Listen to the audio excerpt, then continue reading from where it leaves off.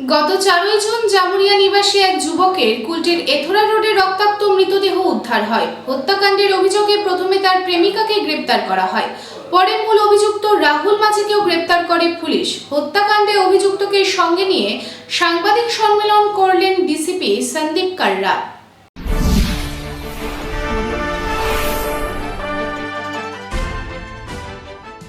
এবার দেবজ্যোতি সিংয়ের হত্যার ঘটনায় সোমবার ডিসিপি ওয়েস্ট সন্দীপ কাররা হত্যার ঘটনায় অভিযুক্ত রাহুল মাঝিকে সঙ্গে নিয়ে একটি সাংবাদিক সম্মেলনের আয়োজন করলেন। এই সম্মেলনের মাধ্যমে তিনি সমস্ত কিছু ঘটনা সাংবাদিকদের সামনে তুলে ধরলেন। গত 4 জুন কুলটি এলাকার ইথোরা রোডে জামুরিয়া নিঘার বাসিন্দা দেবজ্যোতি সিংকে ছুরি দিয়ে গলা কেটে হত্যা করা হয়। জানা যায়, বছর 23-এর দেবজ্যোতি জামুরিয়া থানা এলাকার নিঘার বাসিন্দা ছিলেন। ঘটনাস্থল থেকে পুলিশ সেই দিন একটি বাইকও উদ্ধার করেছিল। এই ঘটনার পর দেবজ্যোতির পরিবার যখন জামুরিয়া থানায় লিখিত অভিযোগ দায়ের করেন, তখন তার পরিবারের অভিযোগ ছিল কাজ সেরে বাড়ি ফেরার সময় দেবজ্যোতিকে খুন করা হয়েছে। এই ঘটনায় 12 জুন গ্রেপ্তার করা হয়েছিল তার প্রেমিকা পাম্মি শর্মাকেও। তারপর সিসিটিভি ফুটেজ, ফরেনসিক ও অন্যান্য তদন্তের ভিত্তিতে দীর্ঘ জিজ্ঞাসাবাদের পর 10 জুলাই অভিযুক্ত রাহুল মাঝিকেও গ্রেপ্তার করা হয় এবং 7 দিনের পুলিশি হেফাজত দেওয়া হয় এবং তারপরেই এই ঘটনা নিয়ে আজ সাংবাদিক সম্মেলন করা হলো। এই নিয়ে ডিসিপি ইস্ট সন্দীপ কাররা জানান, এই ঘটনাটি একটি ত্রিকোণ প্রেমের সম্পর্কের ঘটনায় ব্যবহৃত ছুরিটি উদ্ধার করা হয়েছে এবং আইন শৃঙ্খলা সম্পূর্ণরূপে নিয়ন্ত্রণের জন্য সমস্ত রাস্তায় সিসিটিভি ক্যামেরাও স্থাপন করা হয়েছে। সঙ্গে তিনি আর কি জানাচ্ছেন আসুন শুনে নিই। 2025 रात के अराउंड 9टा साढ़े 9टा समय আমার থানাতে একটা খবর পেয়েছি আমি ফ্রম পাবলিক কি একজন ছেলে রোডের উপর পড়ে আছেন বিসাইড হিজ বাইক और অনেকগুলো খুন রাস্তার উপর পড়ে আছে। তো ইমিডিয়েটলি আমার থানার টিম ওখানে পৌঁছালো, দেখলেন কি একজন মেয়ে ছেলে মরে পড়ে আছে, উনি মরে গেলেন and it looks like most probably murder. তো তারপরে আমি ইনভেস্টিগেশন কেস রেজিস্টার করে 5 তারিখে কেস রেজিস্টার করে তারপরে ইনভেস্টিগেশন শুরু করলাম। Based on the ministerial statement of the deceased, যিনি মরে গেলেন দেবজ্যোতি সিং, ওনার মায়ের স্টেটমেন্ট বেসিসে আমি প্রথম অ্যারেস্ট করলাম পাম্মি শর্মা বলে একটা মেয়েকে। অ্যারেস্ট করে ওনাকে কাস্টডিতে নিলাম।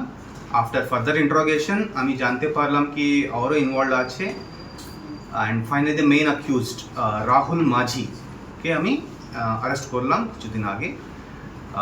আমি জানতে পারলাম কি রাহুল মাঝির একটা কোনো অ্যাফেয়ার কিছু ছিল এই মেয়ের সঙ্গে, সেম অফিসে যেখানে ডিসিজ কাজ করছিল। তো তার জন্য একটা বিকজ অফ জেলাসি উনি রাহুলকে ফলো করে মেরে দিলেন। এটা খুব ভালো করে ইনভেস্টিগেশন হয়েছে বিকজ ইনিশিয়ালি কোনো ক্লু ছিল না, একদম ডেজার্টেড রোড ছিল, কেউ যিনি মরে গেলেন ওনাকে দেখে নেই, কোনো ওয়েপন আমি পাই নেই, কোনো খবর ছিল না কি কী হলো।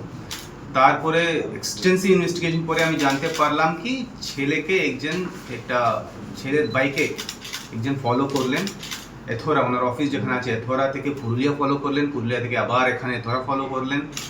তো কিন্তু যিনি ফলো করলেন ওনার গাড়ির নাম্বারও ঠিকভাবে দিচ্ছিল না। তো ওটাও অ্যানালিসিস করে খুব ভালো করে ইনভেস্টিগেশন করার পরে আমি জানতে পারলাম এই রাহুল মাঝি আর ওনার কিছু দোস্তকে নিয়ে ওনাকে ফলো করলেন, তারপরে ওনাকে মেরে দিলেন।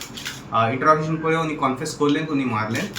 ওনার যে অফেন্ডিং ওয়েপন ছিল ওটাও পাওয়া গেছে, যে স্কুটি নিয়ে উনি ফলো করলেন আর ওনাকে আটকে মারলেন ওটাও পাওয়া গেছে। And I congratulate the team of Kulti, IC Niyamatpur, ACP Kulti for this success. Thank you. Asansol থেকে সন্তোষ মণ্ডলের রিপোর্ট, পাবলিক টাইমস।